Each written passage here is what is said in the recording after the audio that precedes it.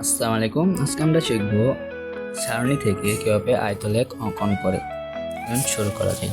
আমাদের আয়তলেখ অঙ্কনের জন্য একটা ছক রয়েছে। ছকটির মধ্যে থাকবে হলো শ্রেণীব্যাপ্তি, গণসংখ্যা ও বিচ্ছিন্ন শ্রেণীসীমা। শ্রেণীব্যাপ্তি ও গণসংখ্যা আমাদের যে উদ্দীপকটা থাকবে, উদ্দীপকে দেওয়া থাকবে। তারপরে আমরা দেখবো অবিচ্ছিন্ন শ্রেণীসীমা। এটা আমরা কিভাবে নির্ণয় করব। এটা হচ্ছে আমাদের যে সর্বনিম্ন আর সর্বোচ্চ মান দেওয়া আছে, এর থেকে সর্বনিম্ন মান থেকে 0.5 বিয়োগ করব এবং সর্বোচ্চ মানের সাথে 0.5 যোগ করব। চলেন আমরা শ্রেণীব্যাপ্তি থেকে অবিচ্ছিন্ন শ্রেণীসীমা নির্ণয় করি। 41 থেকে 0.5 বিয়োগ করি, আমাদের ফলাফল দাঁড়াবে 0.5। 45-এর সাথে যদি 0.5 যোগ করি তাহলে ফলাফল হবে 45.5। এভাবে আমরা নির্ণয় করতে থাকবো।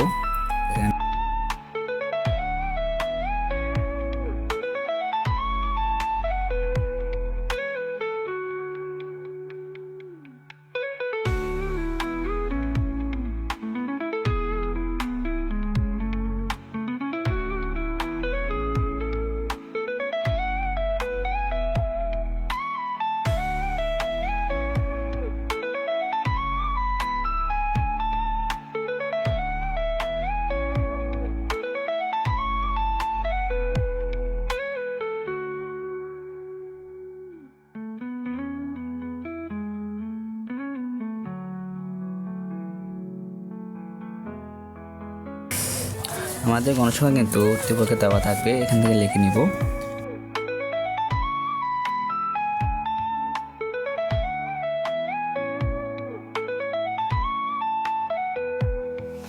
আমাদের অবিচ্ছিন্ন শ্রেণীসীমা নির্ণয় করা শেষ। এখন আমরা ছকে কিভাবে আয়তলেখ অঙ্কন করে সেটা দেখিয়ে দেব। আমাদের পরীক্ষার জন্য একটা কাগজ দেওয়া হবে যার নাম হলো গ্রাফ পেপার। আমাদের গ্রাফ পেপারকে এই ছোটোভাবে কেটে নিতে হবে, আরও ছোটোভাবে কেটে নিতে হয়। তো আমরা দেখাই, এই গ্রাফে আমরা অনেক করে গড় দেওয়া আছে। এখানে এই গড় বরাবর আমরা দাগ টানবো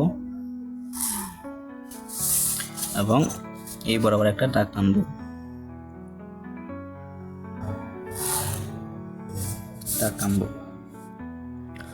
আমরা এই উপর বরাবর গণসংখ্যা লিখবো, এই বরাবর আমরা অবিচ্ছিন্ন শ্রেণীসীমা লিখবো, যেটা আমরা নির্ণয় করেছি।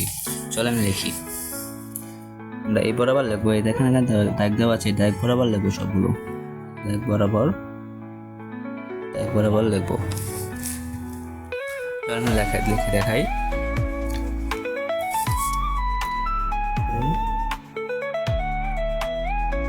দশমিক 5।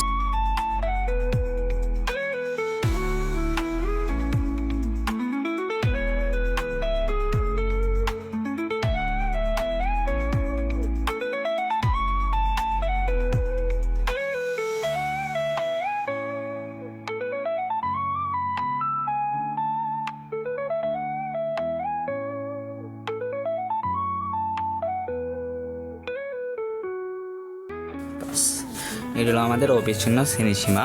এইবার আমরা লিখব গণসংখ্যা। প্রথমে লিখব 5, 10,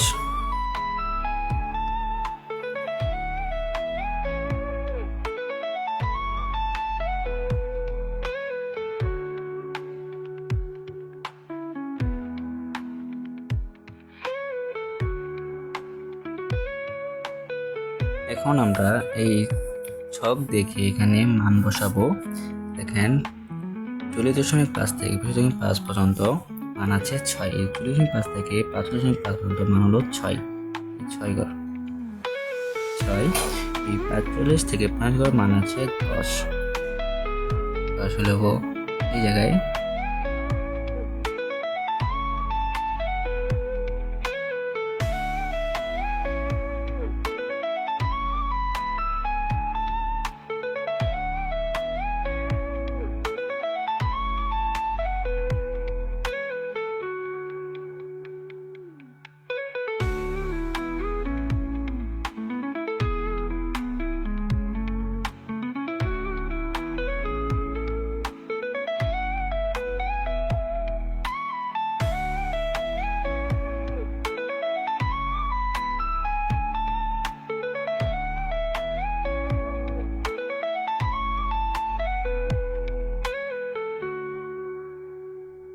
আমরা এই কাজটা আমরা পেন্সিল দিয়ে করবো। দাগ টেনে সমান করে দিব।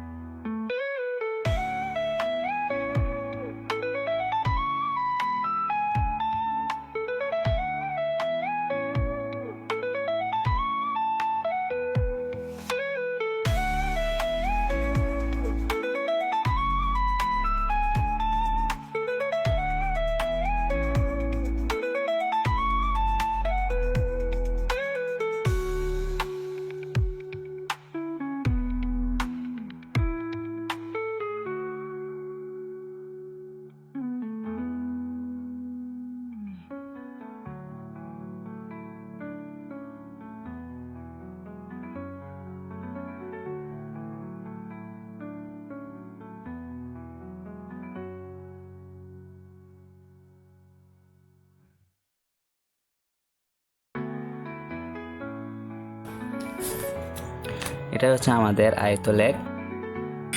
আমাদের এই ছক আঁকার পরে এখানে কিছু বাংলা লিখতে হয়। আমরা যে বাংলাটা লিখবো এটা হলো যে এটা লাইনটা হলো এক অক্ষ বরাবর, এটা হলো ওয়াই অক্ষ বরাবর। আমরা লিখবো ছক কাগজে এক অক্ষ বরাবর অবিচ্ছিন্ন শ্রেণীসীমা ওয়াই অক্ষ বরাবর গণসংখ্যা নিয়ে এবং প্রতিটি ক্রমাঙ্কর সমান সমান এক একক ধরে আয়তলেখ অঙ্কন করছি।